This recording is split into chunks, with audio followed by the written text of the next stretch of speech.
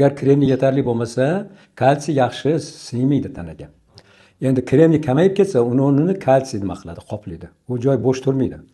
Kalsiy ko'payib ketsa, u ham zarar bilamiz. Kremniy bu topinambur deymiz. Topinambur yernoki, shuni tarkibida ko'p.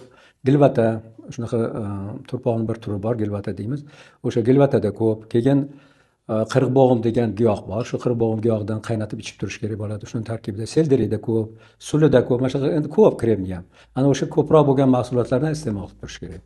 Shunda bo'g'imlar, o'sha tanamizdagi bo'g'imlarni oziqasi yetarli bo'ladi. Ular qurib yoki bo'lmasa yemirilib bormaydi. Ko'pchilik suyagim yemirilyapti deydi, ular tushunmaydi. Suyak yemirilmaydi. Suyakning ustini qoplab turgan bo'g'imlar yemiriladi.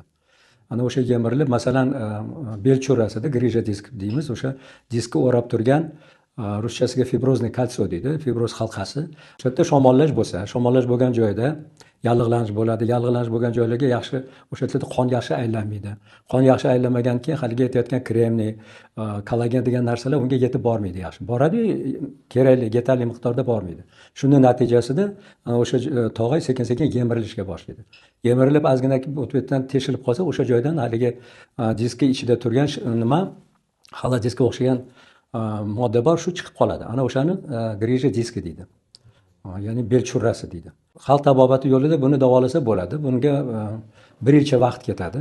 Buni davolash uchun boyaga aytganimdek, o'sha doimo anaqa suyak sho'rvaladan, ilikli suyaklardan sho'rva qilib ichib turiladi. Tarkibida kremniy ko'proq bo'lgan mana shunaqa mahsulotlardan iste'mol qilinadi.